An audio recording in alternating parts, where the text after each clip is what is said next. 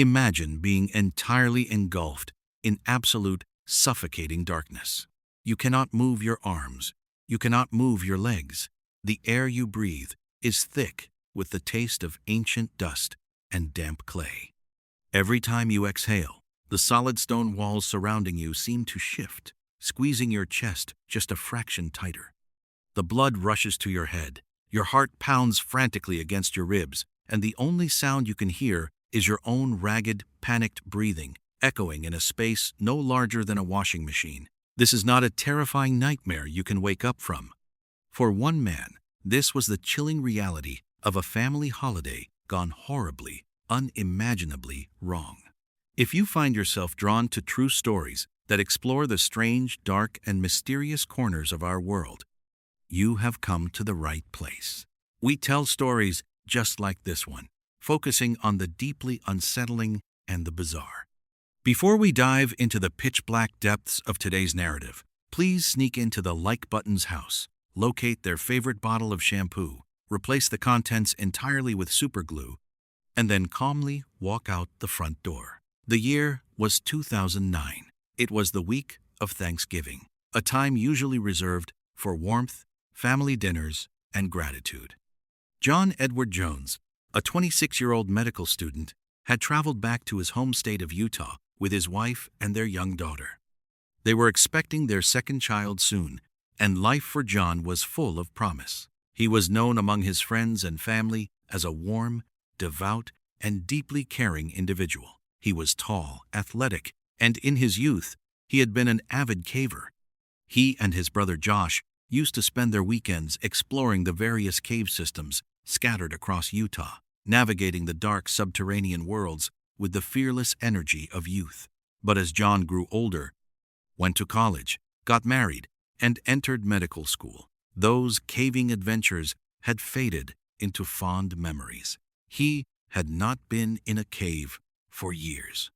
However, with the family gathered for the holiday and a few days of free time stretching out before them, a wave of nostalgia hit the brothers. They decided to organize a small expedition with some friends and family members to visit a place they had heard of but never fully conquered. It was a local favorite, known as Nutty Putty Cave. Nutty Putty Cave was not your typical grand cavern filled with massive stalactites and underground lakes.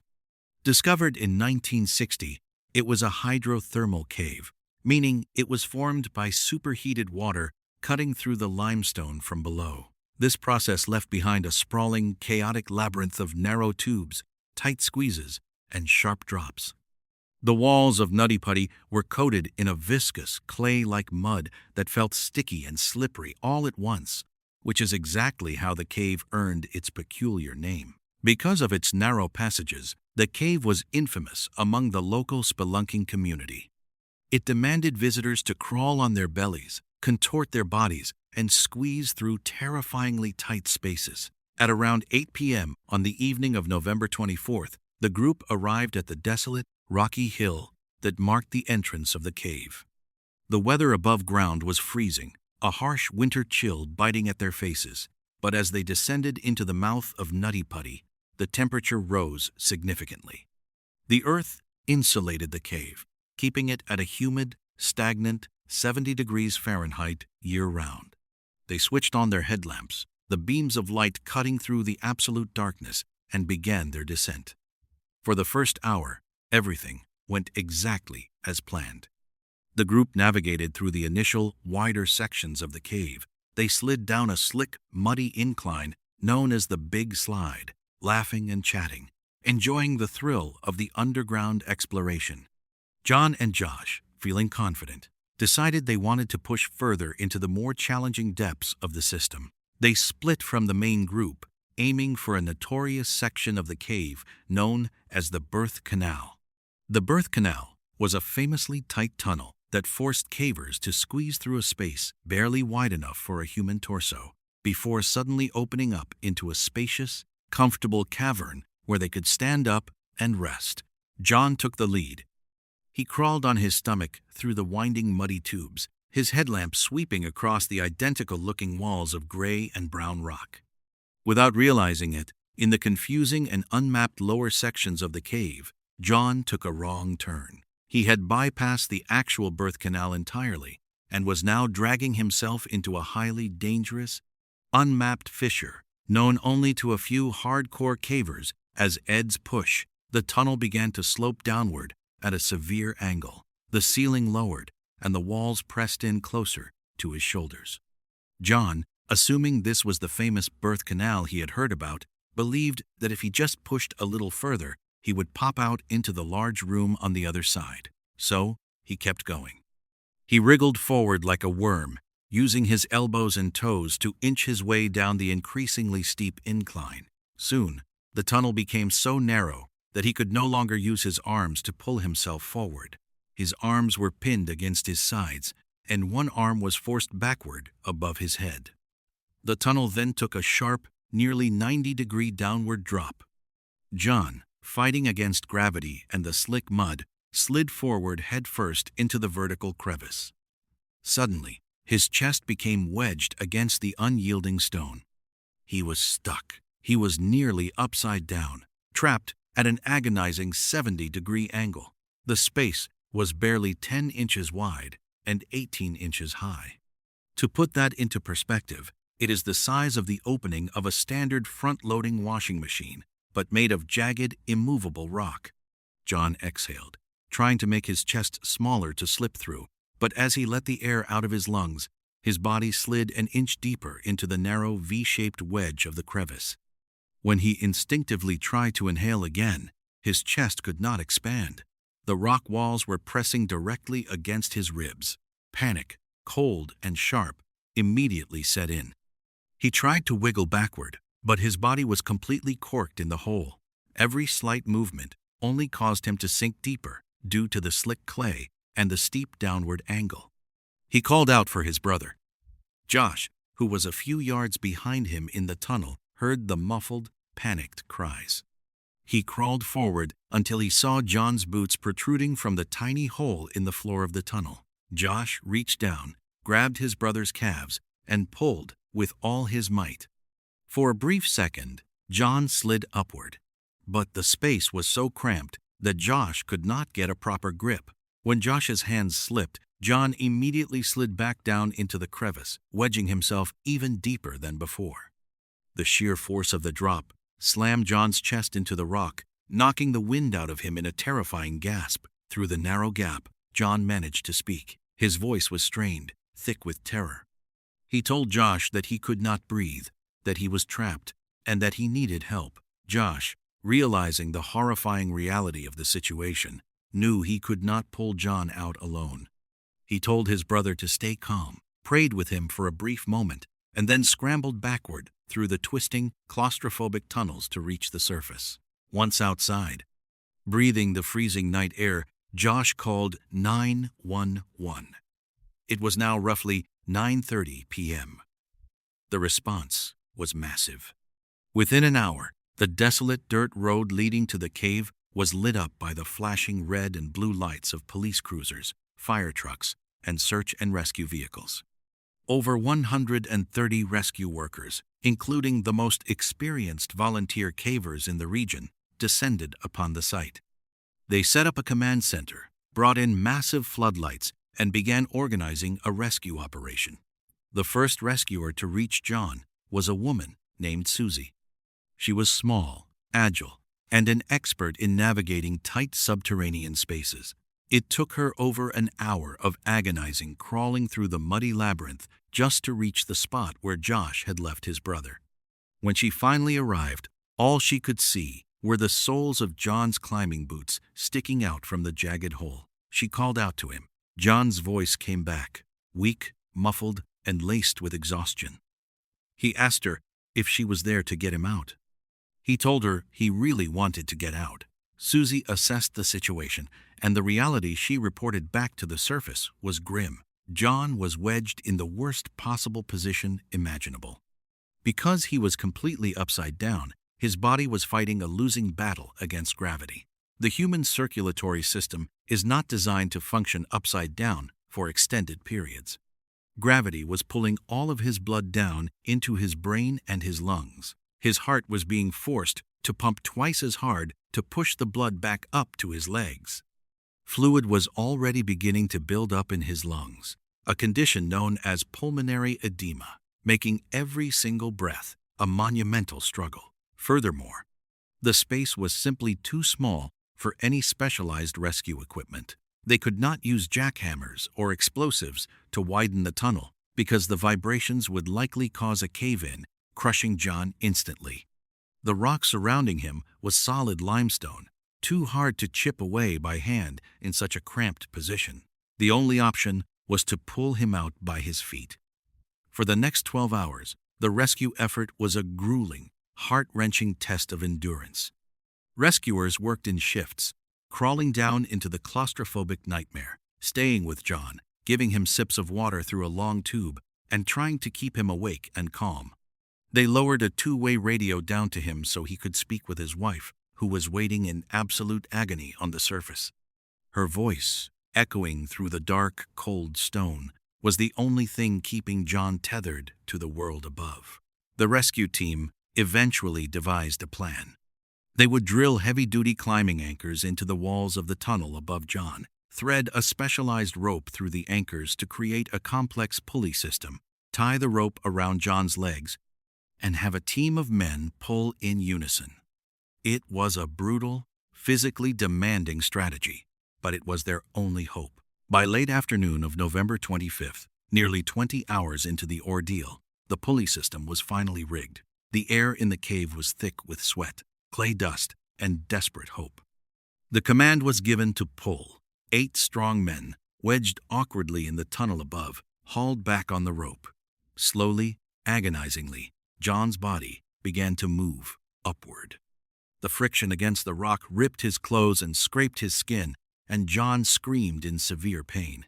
Because the tunnel had a bend in it, as they pulled him up by his feet, his legs were being forced against the low ceiling of the tunnel above him. The angle was breaking his body, but it was working.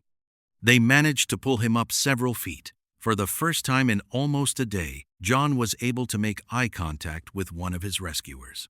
He looked exhausted, his eyes bloodshot from the pooling blood, his face covered in mud, but he was out of the tightest part of the crevice. They gave him a brief moment to rest before the final pull that would clear him of the drop entirely. And then, the unthinkable happened. As the men held the tension on the rope, a sudden, violently loud crack echoed through the cavern. The stone archway, where the main climbing anchor had been drilled, was not as solid as they had believed. The rock shattered under the immense pressure. A massive piece of stone broke away, sending a heavy metal carabiner flying through the narrow tunnel like a bullet, striking one of the rescuers in the face and momentarily knocking him unconscious. Without the anchor holding the tension, the rope went completely slack. Instantly, gravity reclaimed its victim. John plummeted backward, sliding headfirst all the way down the steep, slick rock face, dropping entirely back into the exact same impossibly tight wedge where he had started.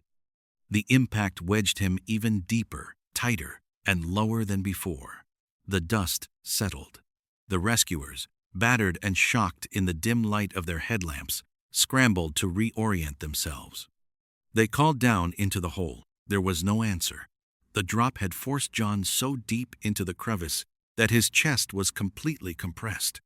His exhausted heart, which had been fighting against gravity and lack of oxygen for nearly 24 hours, could not withstand the shock of the fall and the renewed, crushing pressure. A medical professional on the rescue team was eventually able to crawl down and maneuver a stethoscope through the tiny gap, pressing it as close to John's torso as possible.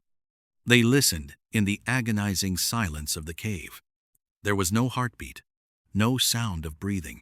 Sometime in the late hours of November 25th, John Edward Jones had quietly passed away. The devastating news was relayed to the surface.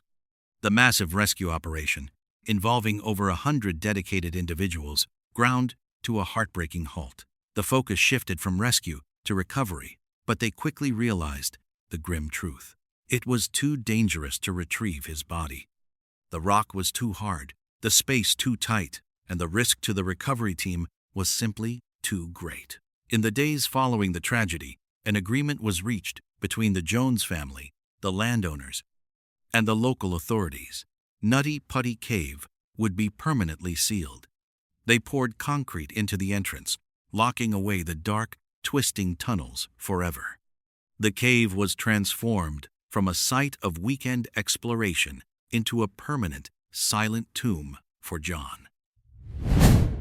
This tragic event leaves a heavy, lingering silence in its wake.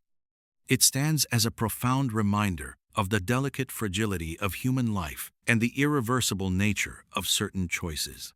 Sometimes, driven by ambition, curiosity, or the simple belief that pushing harder will eventually lead to a breakthrough, we force ourselves into spaces we were never meant to occupy. We push forward into the dark, convinced the path will open up, only to realize too late that the walls have closed in behind us. True wisdom often lies not in the relentless drive to push forward at all costs, but in having the patience and humility to recognize our limits, to know when to stop, and to understand that some paths, once taken, offer no way back. Thank you for joining me on this descent into the dark. If this chilling reality left a heavy weight on your chest, just wait until you hear the entirely different kind of nightmare we have prepared for you next time. Until then, stay safe and always be mindful of where your curiosity leads you. If you are a fan of the strange, dark, and mysterious delivered in story format, then you have come to the right place. We post new stories as often as possible, so if that is something you are into, please go ahead and sneak into the like button's house while they are out for dinner and replace all of their high-speed internet cables with old, knotted pieces of damp yarn. We live in a world where being disconnected feels like a literal nightmare. We carry our entire lives in our pockets, and the idea of being somewhere without a signal is enough to make most people turn around and head home. But for a group of 4 friends in their early 20s, a lack of bars on their phones was about to be the very least of their problems. Before we get into the details of what happened deep in those woods, I am curious where you are all tuning in from today. Drop your city or town in the comments below, especially if you are currently sitting somewhere that feels just a little too far from civilization. The story takes place in the dense, suffocating wilderness of the Blackwood Preserve in northern Maine during the late summer of 2025. The group consisted of Mark, Chloe, Tyler, and Sarah. They were all experienced hikers, or at least they thought they were, and they had planned this trip as a way to unplug for a weekend. They wanted to find a legendary clearing deep in the preserve that was rumored to have the best view of the stars in the entire state. They left their cars at the trailhead at 10:30 a.m. on a Friday, expecting to be back by Sunday afternoon. For the first few hours, the hike was exactly what they had hoped for. The air was crisp, the trails were well marked, and the conversation was easy. But as they pushed deeper into the interior of the preserve, the terrain began to change. The wide, groomed paths gave way to narrow, overgrown tracks that seemed to be swallowed by the forest. By 4:15 p.m., Mark, who was leading the group with a paper map and a compass, noticed that the trail they were on did not match any of the landmarks on his chart. He checked his phone for a GPS signal, but the screen showed a hollow, gray bar with the words, "No service." They decided to keep moving forward, assuming the trail would eventually loop back toward the clearing. But as the sun began to dip below the canopy, the forest grew unnaturally quiet. There were no birds chirping, no squirrels rustling in the brush, and no wind moving through the trees. It was the kind of silence that feels heavy, like it is pressing against your eardrums. Tyler, who was always the most tech-dependent of the group, kept pulling his phone out every few minutes, desperately searching for even a single bar of signal. He joked that he was having digital withdrawal, but his laughter sounded forced and thin in the vast stillness of the woods. At 6:45 p.m., just as the light was fading into a deep bruised purple, they stumbled into a clearing. It was not the wide open meadow they had been looking for. This clearing was small, perfectly circular, and the ground was covered in a layer of fine white stones that looked like they had been bleached by the sun. In the center of the circle stood a single, weathered wooden stake driven deep into the earth. Tied to the top of the stake was a small, tattered piece of red cloth that flapped listlessly in a breeze they could not feel. The group felt an immediate sense of unease. Sarah pointed out that the white stones were arranged in a pattern that looked almost like a low-resolution image of a human face when viewed from the edge of the circle. They decided to set up camp a few hundred yards away from the clearing, hoping that the morning light would bring more clarity. They built a fire and ate their dinner in a tense, watchful silence. Every time a twig snapped in the darkness beyond the firelight, all four of them would jump, their eyes darting toward the trees. At 9:30 p.m., Tyler suddenly stood up and walked away from the fire. He told the others he thought he saw a flicker of light through the trees and wanted to see if there was another group of campers nearby who might have a satellite phone. Mark told him to stay close, but Tyler was already disappearing into the shadows, his phone held high in the air as if it were a dowsing rod. 10 minutes passed, then 20. When Tyler did not return, the remaining three began to call out his name, their voices echoing off the dense wall of pine trees. There was no answer. Mark grabbed his flashlight and moved toward the spot where Tyler had vanished. He walked about 50 paces before his light caught something on the ground. It was Tyler's phone. The screen was shattered, but it was still glowing. Mark picked it up and saw that the camera app was open. He scrolled back to the most recent photo taken at 10:12 p.m. The image was blurry and dark, but in the center of the frame, standing just a few feet away from the camera, was a tall, thin figure with a tilted head and eyes that reflected the camera flash like polished silver. Mark looked up from the phone and realized that the silence of the woods had been replaced by a faint, rhythmic, static noise that seemed to be coming from the trees all around him. He turned his flashlight toward the sound and saw Tyler standing perfectly still in the middle of the white stone clearing, but his friend's head was tilted at an impossible, sickening angle. Mark stood frozen, the shattered screen of Tyler's phone digging into his palm as the rhythmic static grew louder, vibrating through the very air he was breathing. The sound did not have a source. It was coming from the trees, the ground, and the heavy, humid air itself. In the center of the white stone circle, Tyler remained perfectly still. His head was tilted at that impossible angle, his chin resting almost entirely on his right shoulder. The beams of Mark's flashlight played over his friend's face, but Tyler's eyes did not blink. They were wide, glazed, and fixed on a point somewhere far beyond the physical world. Chloe and Sarah caught up to Mark, their breathing ragged as they slowed to a halt at the edge of the clearing. When they saw Tyler, Sarah let out a sharp, strangled sob that she quickly muffled with her hand. Mark tried to step forward to cross the threshold into the circle of bleached stones, but his boots felt like they were sinking into wet concrete. Every time he tried to lift his foot, the static noise in his head spiked, a high-pitched frequency that made his teeth ache and his vision blur into a kaleidoscope of gray and white pixels. Suddenly, Tyler's mouth opened. It was not the fluid, natural movement of a human speaking. It was a mechanical, frame-by-frame, jerky motion. Instead of a voice, a burst of loud, distorted digital noise erupted from Tyler's throat. It sounded like a dial-up modem fighting through a thunderstorm. Chloe screamed and backed away, but Sarah stood her ground, her eyes fixed on Tyler's hands. His fingers were twitching in a fast, rhythmic pattern, as if he were typing on an invisible keyboard at a speed no human being could ever achieve. The tall, thin figure Mark had seen in the photo was nowhere to be found, yet the sensation of being watched had intensified until it felt like a physical pressure on their skin. Mark looked back down at Tyler's phone, which was still glowing in his hand. The image of the figure with the silver eyes began to move. It was a static photograph, but the figure was slowly turning its head toward the edge of the frame, toward where Mark was standing in the real world. A new notification pinged on the broken screen, despite the phone having no service. It was a message from an unknown sender that read, "The upload is 40% complete. Mark realized with a jolt of pure terror that the clearing was not just a strange landmark in the woods.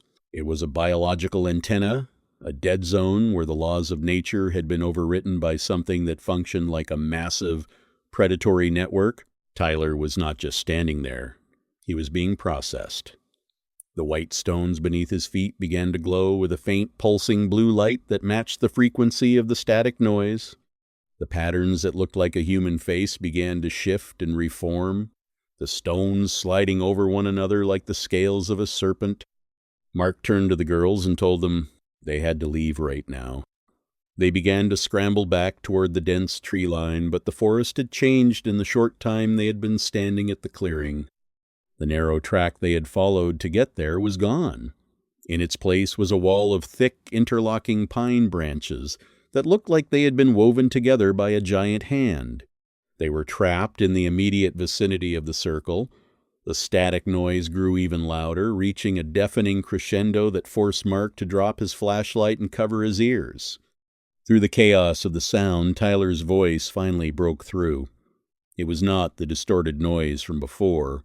It was Tyler's actual voice, clear and full of a calm, terrifying sincerity. He told them that they did not need to be afraid of the silence, because the silence was just the space between the bars.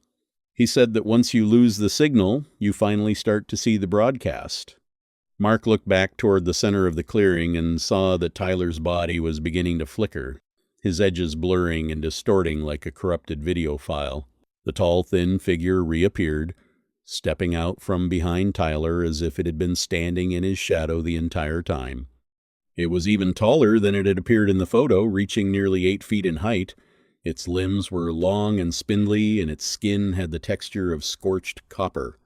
It did not have a mouth or a nose, just those two silver, reflective eyes that seemed to be recording everything they saw. The figure reached out a long, thin hand and touched the back of Tyler's neck. In an instant, Tyler's body straightened, his head snapping back into a natural position with a sickening crack that echoed through the woods. He turned toward his friends, and for a split second Mark saw the real Tyler looking out from behind the glazed eyes. It was a look of absolute, silent pleading. Then, Tyler's eyes turned completely silver, reflecting the beam of the discarded flashlight on the ground. He began to walk toward them, his movements smooth and predatory, his feet making no sound on the white stones. Sarah and Chloe turned to run in the opposite direction, but the ground beneath them began to give way. The white stones were spreading, flowing outward from the circle like a liquid, swallowing the grass and the dirt. Mark tried to reach for Sarah's hand, but his fingers passed right through her arm as if she were made of smoke. He looked down at his own hands and saw that his skin was beginning to lose its color, turning the same translucent, flickering gray as the static on a dead television channel. The tall figure raised its other hand and pointed directly at Mark. The static noise in his head shifted into a low, vibrating hum that vibrated in his chest. A voice that sounded like 1,000 people speaking at once echoed in his mind, telling him that the signal was finally strong enough for a group transmission. Mark looked at Chloe and Sarah, and he saw that they were also beginning to flicker. They were being pulled toward the center of the circle, their feet sliding over the glowing white stones toward the wooden stake. Just as the red cloth on the stake began to glow with a bright, blinding crimson light, the tall figure stepped toward Mark and leaned down, its silver eyes filling his entire field of vision. The tall, thin figure remained hunched over Mark, its silver eyes acting like 2 miniature television screens that played back every memory he had ever stored. The static noise in Mark's head reached a deafening pitch, a digital scream that felt like it was tearing his consciousness into 1 billion pieces of raw data. He looked over at Chloe and Sarah, but they were no longer recognizable as human beings. They were flickering outlines of light, their forms stretched and distorted as they were pulled toward the wooden stake in the center of the clearing.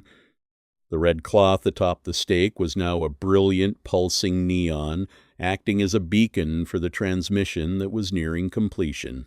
Mark felt his feet leave the ground.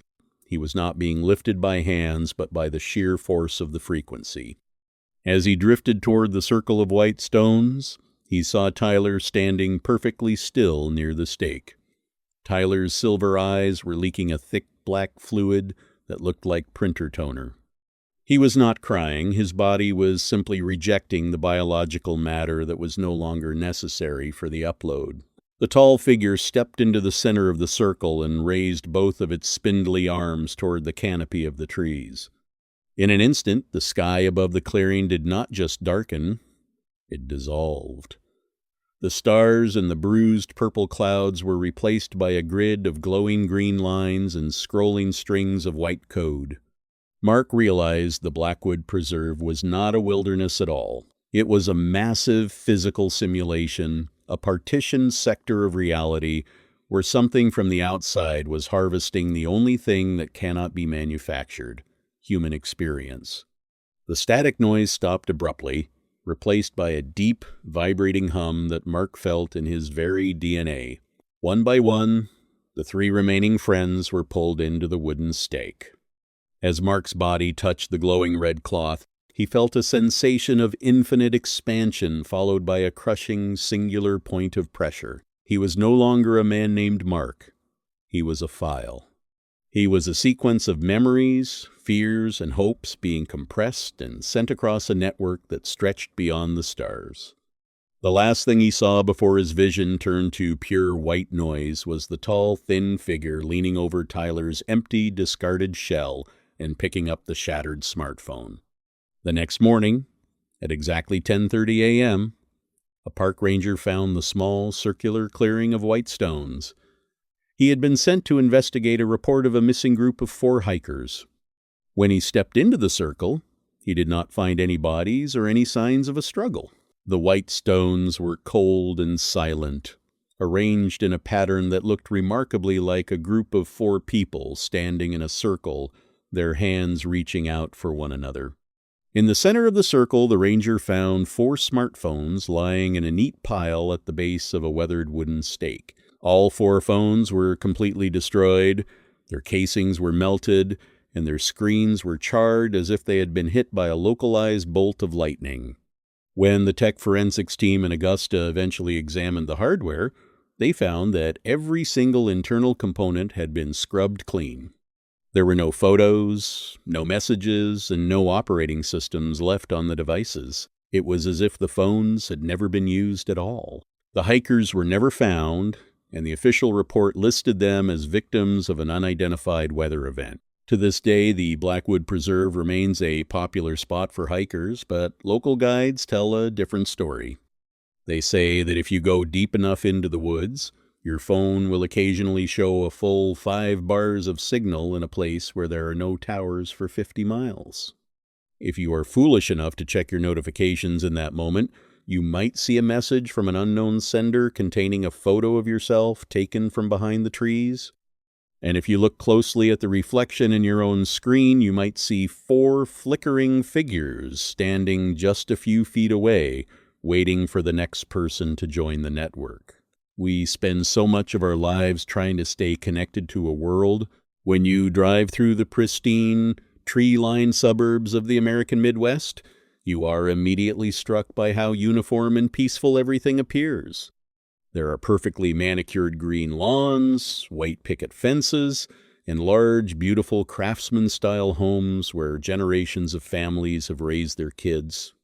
We look at these neighborhoods and we assume that the people living inside them are just like the houses themselves, stable, predictable, and safe. But the truth is, suburban architecture is designed specifically to keep the outside world out, which also means it is incredibly effective at keeping secrets in, and sometimes the most terrifying monsters are not lurking in the deep woods or the dark alleys of a major city.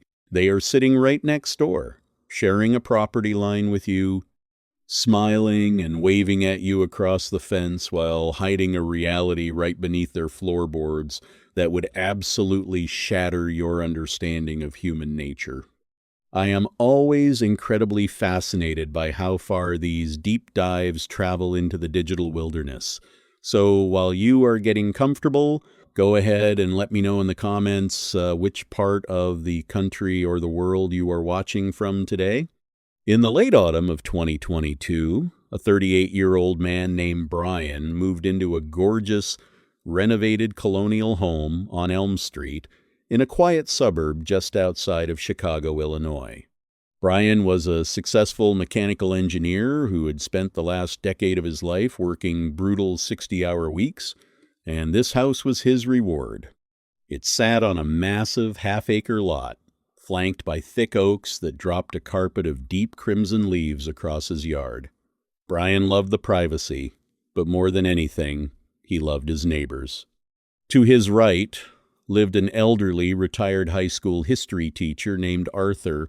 Arthur was a sweet, soft-spoken man in his late 70s who lived completely alone, spent his days tending to his prize-winning hydrangeas, and always wore a faded beige cardigan. He was the quintessential harmless neighborhood grandpa. Because Brian was an engineer, he had a very meticulous mind and a deep obsession with routine. He liked knowing exactly how things worked, and he spent his first few weeks in the house mapping out the plumbing, fixing minor electrical issues, and setting up his basement workshop. His own basement was a standard, clean space with concrete walls and a washer-dryer unit. But because these historic Elm Street homes were built in the early 1920s, they shared an architectural quirk. The basements were incredibly deep, and the heavy concrete foundations were separated by only a thin, shared structural wall underground.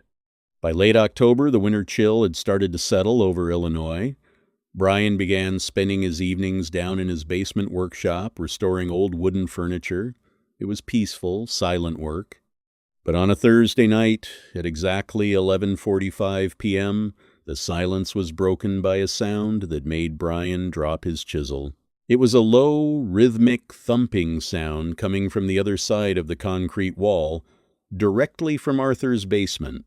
It sounded like someone was taking a heavy wooden mallet and swinging it against the floor over and over again. Thud, thud, thud. Brian frowned. He wiped his hands on a shop rag and walked over to the shared wall, pressing his ear against the cold concrete. The sound stopped the exact second his skin touched the wall. He stood there for 3 full minutes, holding his breath, but the house returned to its absolute silence.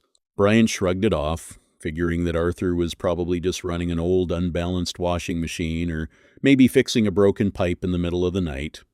Elderly people often keep strange hours, and Brian did not want to be the intrusive new neighbor who complained about a minor noise. The next night, however, at 2:12 a.m., Brian was jolted awake in his second-story bedroom. It was not the thumping sound this time, it was a vibration. It felt as if a heavy industrial generator had been turned on right next door, causing the floorboards of his own house to hum with an intense, low-frequency energy. Brian got out of bed, padded down the stairs in his bare feet, and walked down into his basement.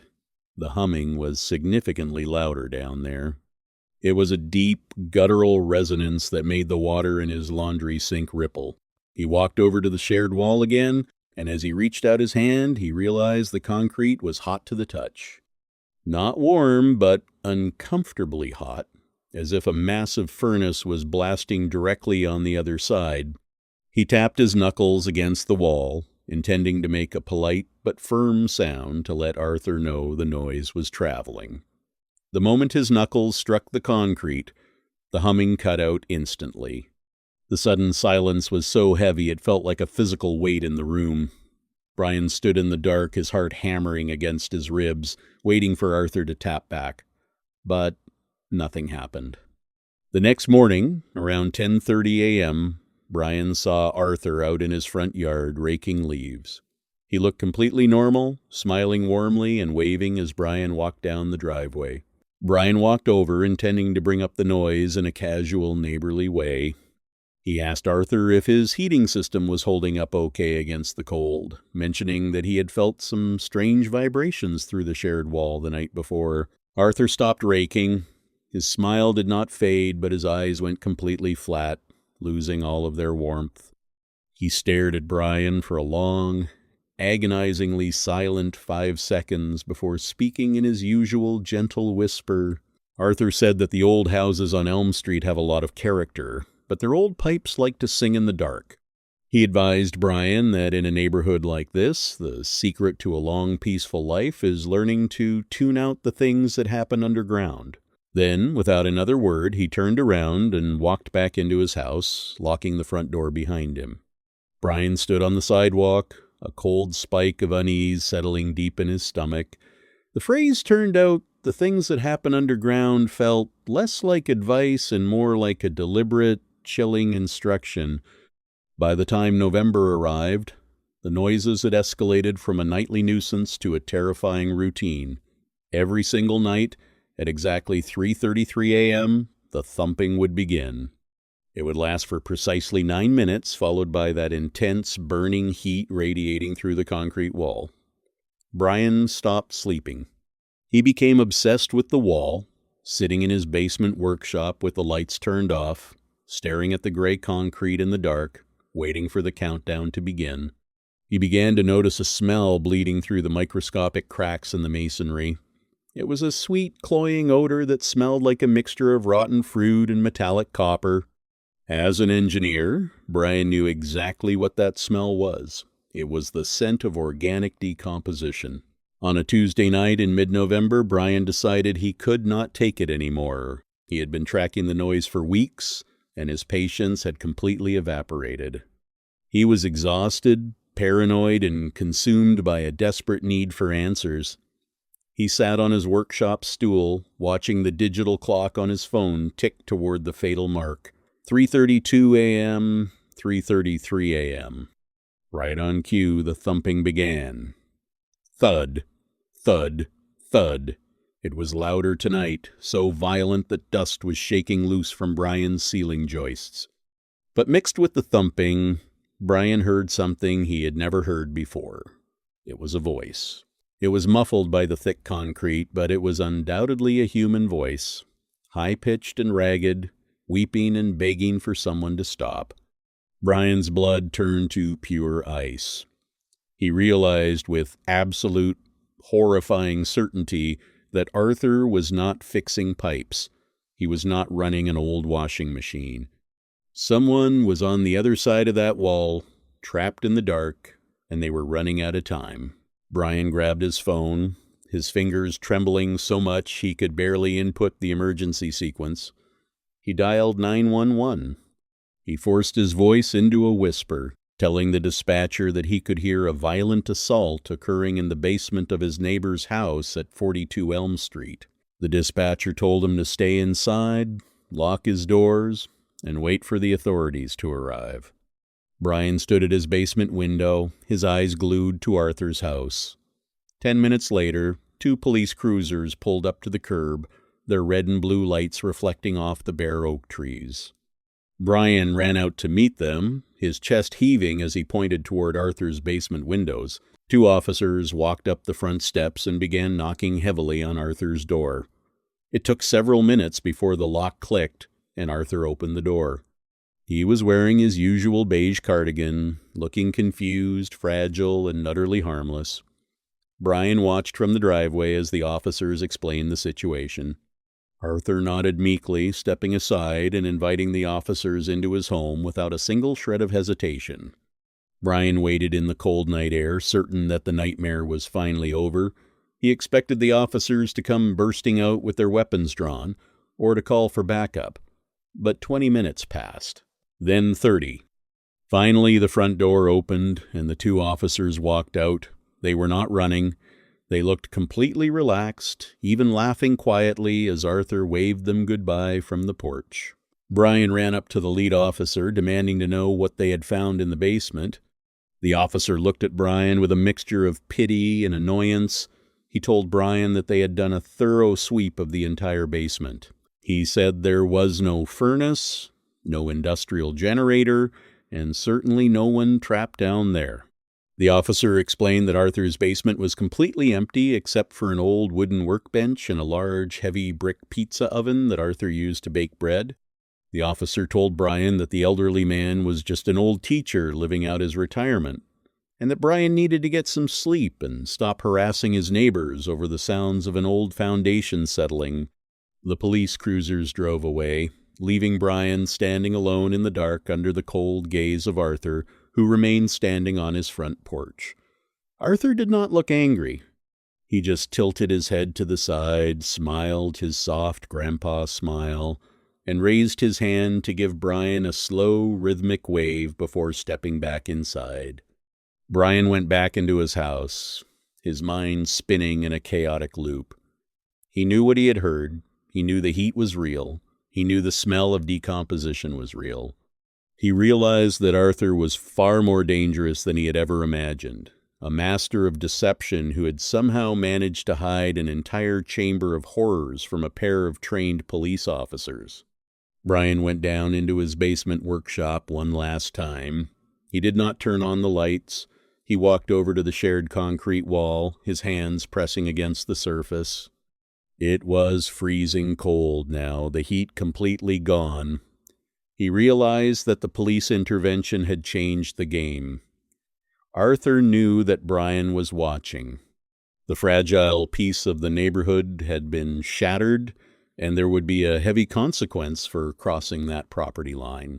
As Brian stood there in the absolute darkness of his own basement, he heard a sound that made his breath lock in his throat.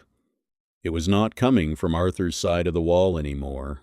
It was coming from his own side, right behind his back, in the far, dark corner of his own workshop where his old water heater sat. He heard the distinct, rhythmic sound of a heavy wooden mallet being lifted and set down against the concrete floor. Thud, thud, thud. And then a soft, familiar, elderly voice whispered through the dark, thanking him for finally coming down to listen. We spend so much of our lives investing in the illusion of security, believing that a good neighborhood, a friendly smile, and a white picket fence are enough to keep the darkness at bay. But we forget that the people who build the deepest walls are often the ones with the most to hide. And when we go digging into the foundations of our neighbors' lives, we have to be prepared for the reality that we might just become part of the structure they are trying to keep buried. Arthur's yard on Elm Street is still the most beautiful on the block, and the hydrangeas always bloom perfectly every spring. But the new family that moved into Brian's house a few months later has already started complaining to the neighborhood association about a strange, rhythmic thumping that happens right around 3 a.m. I am planning to take a drive down that street next week just to see if the air down there still smells like copper, but until then, I think I will be checking the locks on my own basement door tonight.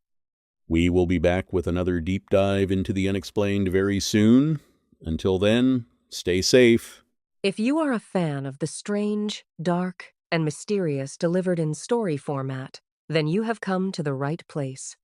We post new stories as often as possible, so if that is something you are into, please go ahead and tell the like button that you are installing a new home security system, but then set the passcode to a sequence of numbers that only appear in the like button's own dreams.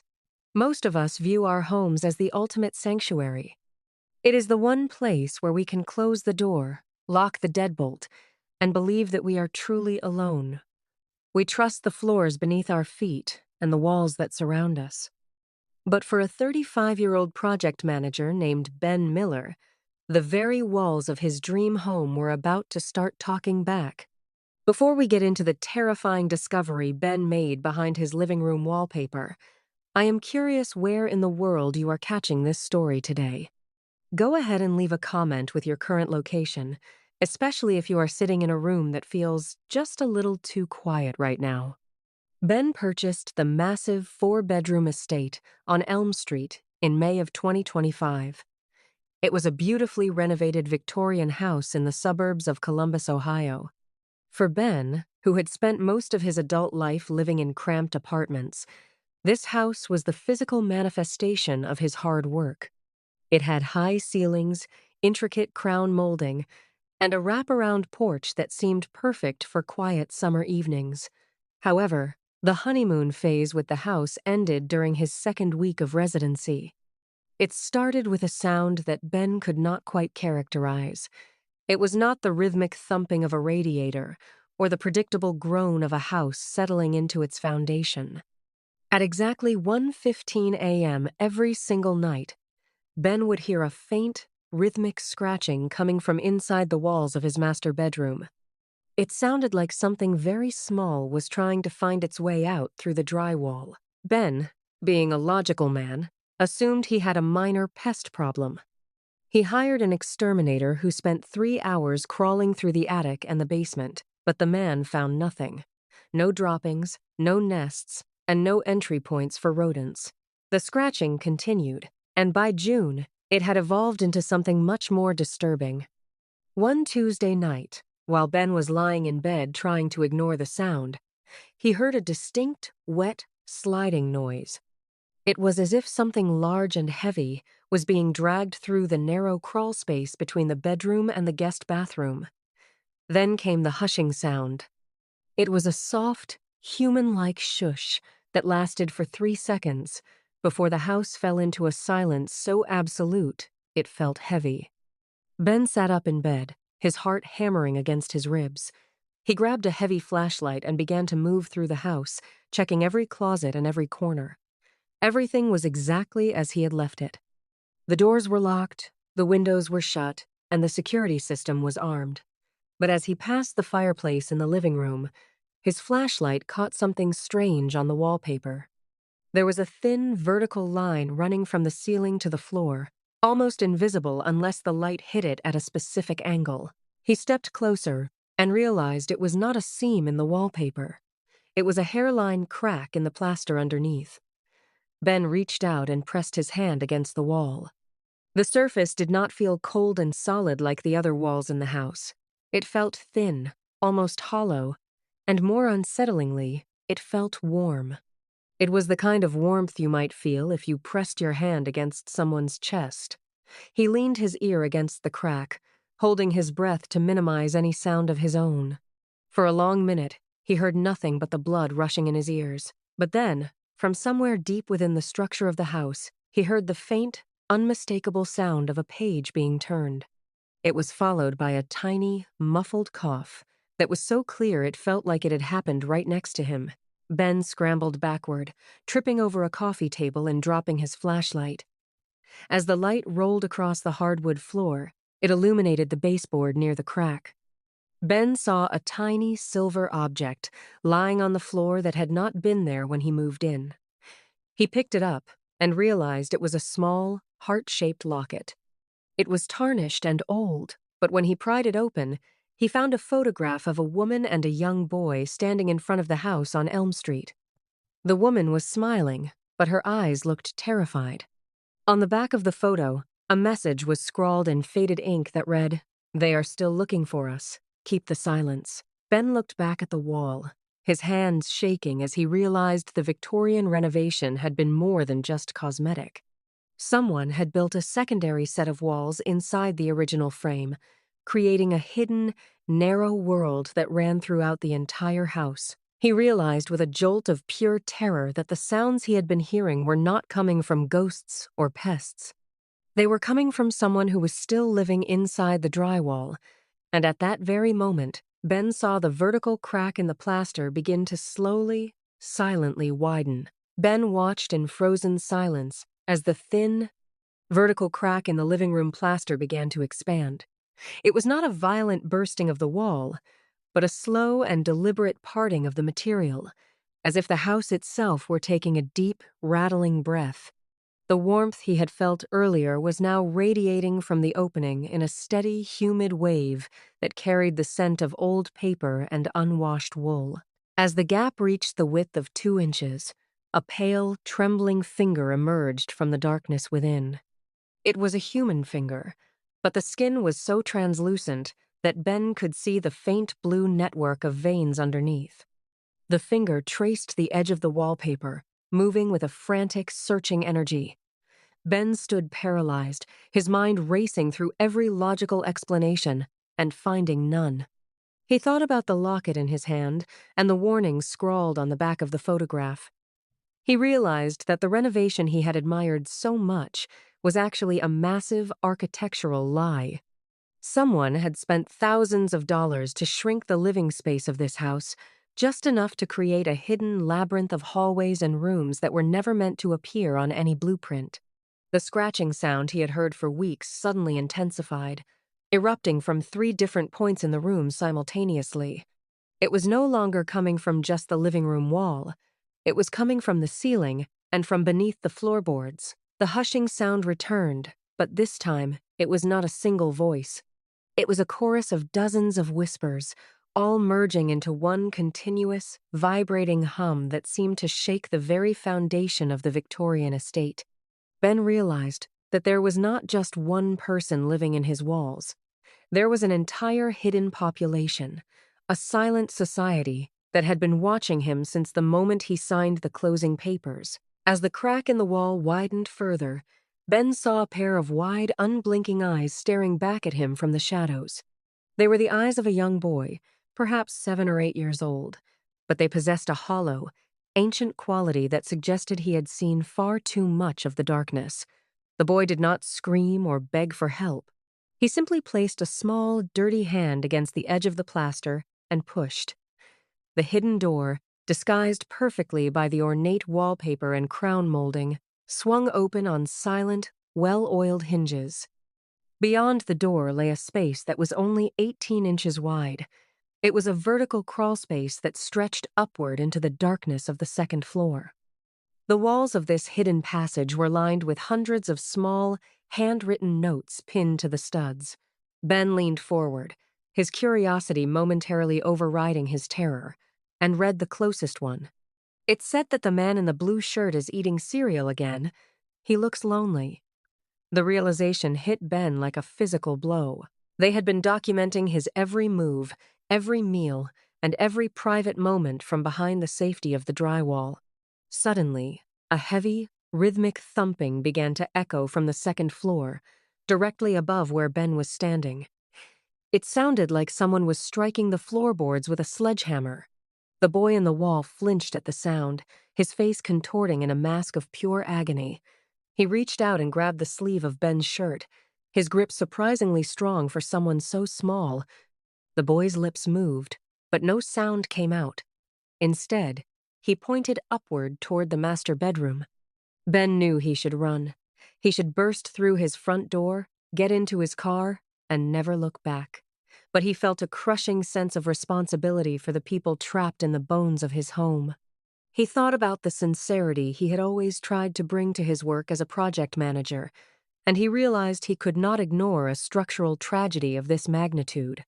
He took the flashlight from the floor and began to climb the grand staircase, his footsteps sounding like thunderclaps in the oppressive silence of the house. As he reached the landing of the second floor, he saw that the master bedroom door was standing wide open. The scratching sound was now so loud it sounded like a swarm of insects was devouring the room. Ben stepped inside and panned his light across the walls. The expensive, designer wallpaper he had chosen just a month ago was shredded. Long, jagged strips of paper hung from the ceiling like weeping willow branches. Behind the paper, the drywall had been systematically punctured with thousands of tiny, uniform holes. Ben walked toward the largest cluster of holes near his headboard. He pressed his eye to one of the openings and looked inside. He expected to see more hidden passages, or perhaps the woman from the locket. Instead, he saw a massive, complex system of pulleys and wires that snaked through the entire master suite. The wires were attached to small silver bells that were currently vibrating with a frantic energy.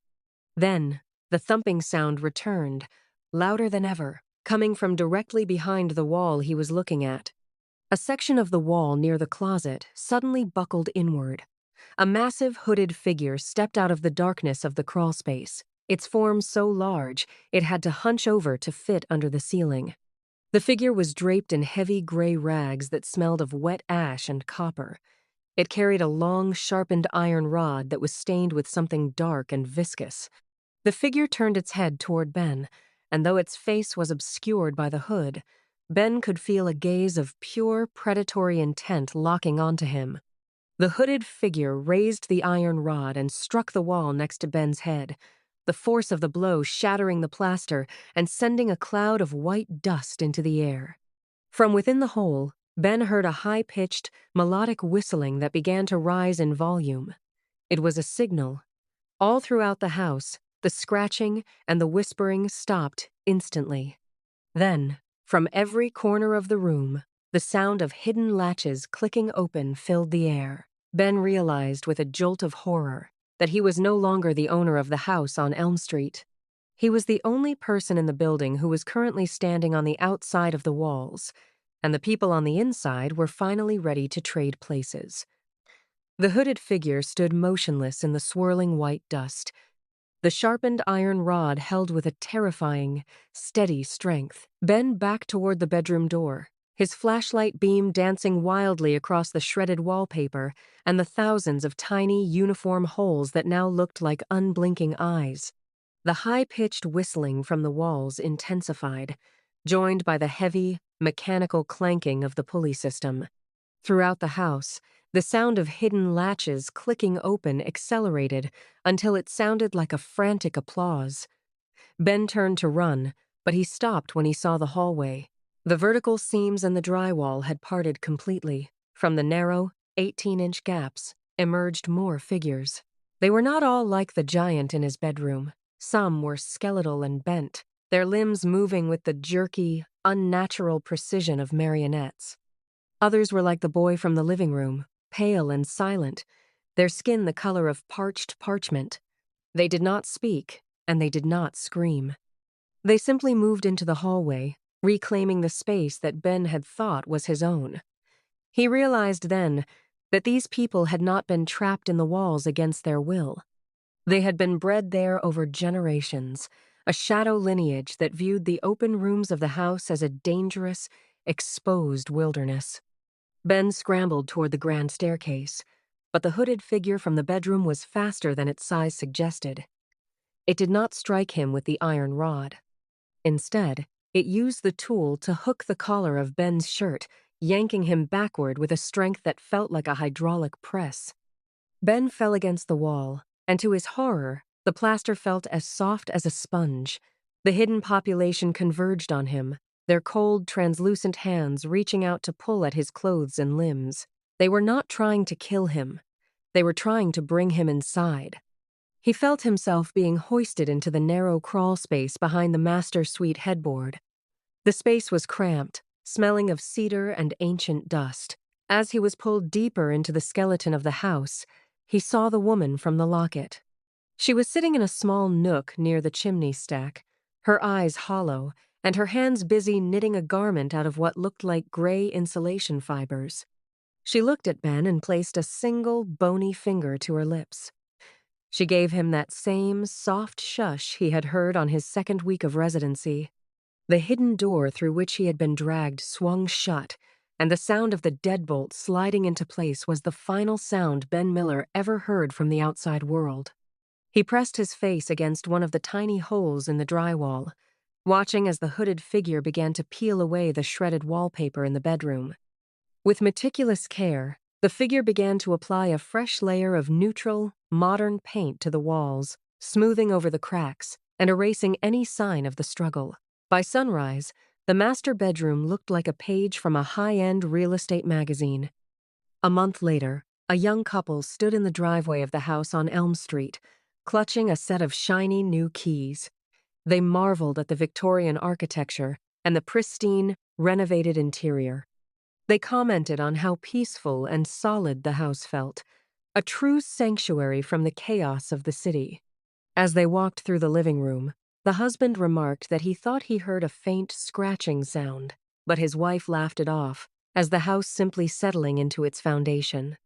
Deep within the structure, Ben sat in the darkness of a 4-inch wide cavity, his back pressed against a cold wooden stud. He held the heart-shaped locket in his trembling hand, the metal now warm from his own body heat. He realized that the house had never truly belonged to the people whose names were on the deed. It belonged to the silence, and the silence was always hungry for new residents to keep its secrets. He leaned his ear against the back of the drywall and heard the new couple laughing in the kitchen, their voices sounding like a broadcast from a distant, unreachable planet. We often spend our lives building walls to keep the world out, never realizing that the most dangerous things are the ones we allow to grow in the spaces between. True security is not found in the strength of our locks, but in the courage to face the shadows we choose to ignore. It is a sobering thought to realize that every home has a history, and some histories are written in the hollow spaces we never think to measure. When we stop listening to the quiet voices around us, we might just find ourselves becoming a part of the very silence we once feared. We have all grown up completely trusting maps. We look at a physical atlas, or now, we just boot up the GPS app on our phones, and we assume that whatever is shown on that screen is a precise, verified mirror of reality. Every road, every river, every tiny municipality, they are all recorded. But the reality is, global mapping is not a perfect science. There are administrative errors, boundary disputes, and sometimes places are omitted by design. For a long-distance trucker named Elias, that design was about to manifest as an exit that should not have been there.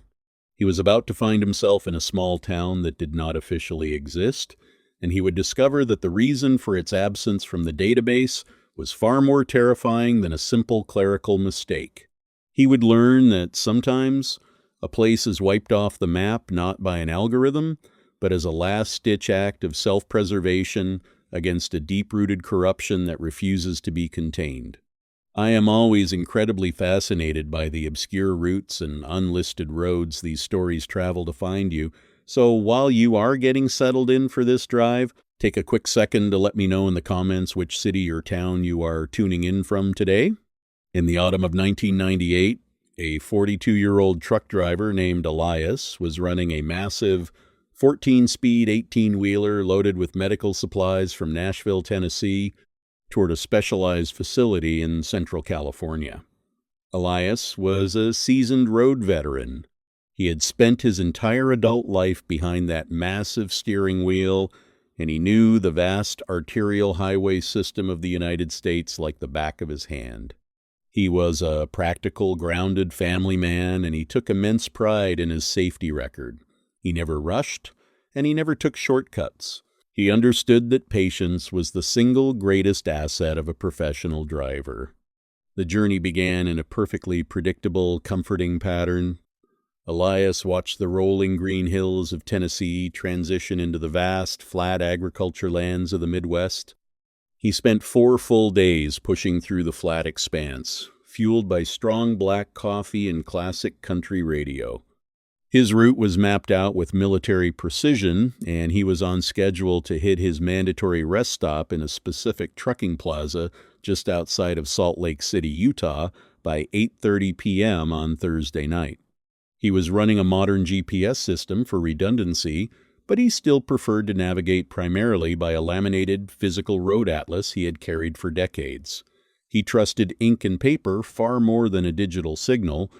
By 6:45 p.m. on Thursday, Elias was navigating a particularly isolated, winding stretch of 2-lane state highway in the high deserts of eastern Utah. The sun had just slipped below the distant, jagged mountains, plunging the barren landscape into a fast, deep blue twilight. The temperature was dropping fast. Elias glanced at his laminated atlas, confirmed his exit number was 12 miles ahead, and activated his cruise control, looking forward to a hot meal and a 12-hour sleep. 5 minutes later, however, he looked up to see a large, green highway sign that was entirely unexpected. The sign, mounted on massive timber posts, was not the standardized steel he was used to seeing. It looked hand-painted and aged with reflective, slightly cracked white text. It stated that exit 24A, leading to the town of Harrows Creek, was exactly 1 mile ahead. Elias frowned, pulling his physical atlas onto his steering wheel. He squinted at the Utah map under the amber dome light of his cab, tracing his finger along the state road. The atlas showed absolutely nothing between where he was and his final destination stop. No road, no exit, and certainly no town named Harrows Creek. He looked down at his GPS unit, Mounted near his gear shifter, the blue screen showed his rig as a single arrow moving across a perfectly blank, off-grid gray void. A seasoned driver would have ignored it, but Elias was practical, not superstitious. He knew that physical atlases and even digital maps carried legacy errors, omissions, or simply lagged behind new development. His primary concern was efficiency. The sign's typeface implied Harrow's Creek was a established old agricultural town. Logic told him that a town meant services, services meant food, and perhaps even a faster route. If his atlas was wrong about the town, maybe it was also wrong about a faster agricultural cut-through that could save him 50 miles. He had seen it happen before in Oklahoma and Texas. Trusting his seasoned instinct over a laminated map, Elias activated his turn signal and navigated the massive 14-speed semi-trailer down the unexpected off-ramp. The off-ramp was surprisingly short, immediately dead-ending into a narrow, winding, brick-paved 2-lane road that punched directly into a dense, unnatural cluster of tall, ancient pine trees. As Elias drove his rig through the trees, the amber glow of his headlights was immediately choked out by the canopy. The silence of the desert was replaced by a localized, pressurized hush, and the powerful, reassuring thrum of his massive diesel engine seemed to quiet down, as if the forest was actively absorbing the sound. He checked his side mirrors, realizing the main highway was already lost in the visual static of the trees and a localized freezing fog. The brick road snaked for another 2 miles before the trees finally gave way to a perfectly manicured, small-town main street. Harrow's Creek, Utah was a picture-perfect time capsule from roughly 1955. The street was lined with neat 2-story buildings built from local red desert stone and dark-aged wood.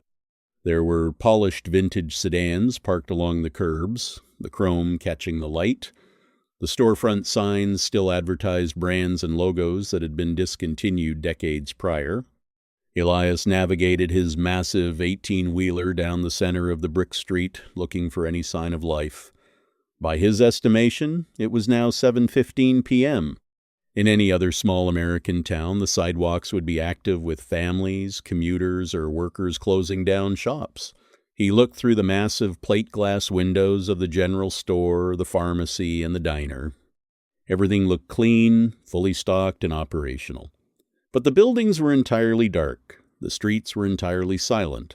There were no pedestrians, no laughter, and no casual chatter. Not even a stray cat crossed the street. The entire town felt paused. A perfect, sterile museum exhibit that was waiting for an opening day that had never arrived.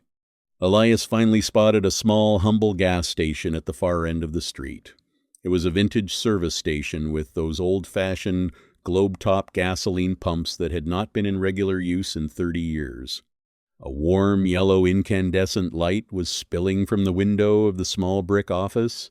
Elias pulled his truck onto the concrete apron, letting the engine idle with a rhythmic, thunderous rumble that felt like a localized earthquake in the town's unnatural hush.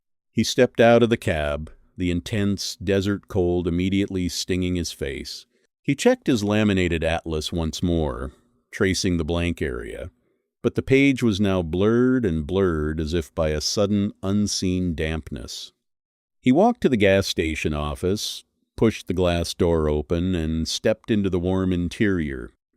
The air inside smelled strongly of ozone, stale coffee, and old dust-covered agricultural ledgers. Sitting on a stool behind the scratched Formica counter was an extremely old man wearing a faded, button-up service station uniform. His skin was pale and waxy, entirely devoid of wrinkles, and his face was entirely smooth and pixelated, a generic, uniform structure that made him almost impossible to classify. He was staring blankly at a copy of a local newspaper on the counter. When Elias walked in, the old man did not look up. He remained perfectly motionless, his blank face aimed at the paper. Elias asked the man for directions to Salt Lake City, but he minimalized the dialogue by adding narration. He explained he had seen the sign and figured it was a shortcut. The old man said that Harrow's Creek was not a shortcut. and it was not on his way to anywhere. His voice was a flat, digital monocanal monotone that carried zero emotion or inflection, sounding like a very old, compressed audio file being played back through a broken speaker. Elias asked him again, trying to provide context about his mapping. The old man continued to stare at the newspaper and minimizing the interaction by narrating. He stated that Elias was looking at an old paper and his mapping was outdated. He said that this town did not exist on any database, and the reason for its omission was the very problem Elias was currently witnessing. The old man slowly turned his head to look directly at Elias. He said that once a corruption in the system becomes too deep, the only option is administrative omission. They wiped the data, and they omitted the code. But the physical logic cannot always be contained. Elias felt a sudden, sharp wave of dizziness wash over him. He looked down at the laminated atlas still in his hand. He looked up at the old man's waxy, pixelated face. The old man nodded slowly, confirming that Elias had made a grave error. He said that anyone who stays in Harrow's Creek for more than 12 minutes is folded into the omission. He stated that Elias was looking right at the edge of that process. He slowly reached up and pointed his thin, pale finger at Elias's chest. He said that the real reason Elias's laminated paper could not display the town was that the paper had already accepted the administrative void. It was not waiting for an update. It was recognizing that Elias himself had already begun to fade from its reality. The moment he had activated that turn signal based on an antiquated, hand-painted sign, he had given the data corruption permission to overwrite his path. The old man went right back to staring at the newspaper, becoming instantly motionless and silent again, as if Elias was no longer in the room. Elias stumbled backward out of the gas station, bursting out into the freezing desert air. He looked at his side mirrors. He looked at his laminated atlas. He realized that the ink and paper was now just a giant, blurry smear, a visual artifact of the administrative omission taking root. The entire street of vintage cars was perfectly silent. A pair of pale, wrinkled, elderly hands were now holding a copy of a local newspaper that was completely blank, just white sheets of paper. Elias scrambled into the cab of his 18-wheeler. He looked down at the GPS screen. The entire void of gray was now glowing with a strange pale green hue, and a single scrolling line of text read Experiment 7, the town that forgot everything, active. Elias realized with soul-crushing finality that Harrow's Creek was not a physical place he could escape. It was a psychological state, a localized loop of forgetting created by the deep, technological corruption that refuses to be contained. By trusting his seasoned instinct over the laminated safety of the database, he had not found a shortcut. He had provided the corruption the administrative code it needed to reach into the database vault and completely wipe the slate of his own identity. Elias is still out there, still driving the brick street of that perfect paused museum exhibit. He has not found a gas station that gives him an answer, and he has not found the highway exit. But every year, when the mapping company drives through the Utah desert with its new specialized backpack cameras, the automated software captures a temporary data artifact before automatically deleting it due to a data corruption error. If you look closely enough at the unmapped grid gray void, you will see a massive 30-year-old laminated road atlas lying on the physical ground, its blank pages already faded into a pale, perfect administrative void, and if you listen carefully, you might catch the faint, industrial thunder of a diesel engine that has long since fallen into the omission. We spend our entire lives investing in a timeline we believe is permanent, assuming that our memories, our families' faces, and the very ground we walk on are etched into our biological code. But we forget that memory is not a safe vault. It is a fragile series of electrical impulses bouncing across microscopic pathways in the dark. Without the structure of our past and the patience to wait for a verified path, we are just empty data waiting to be directed.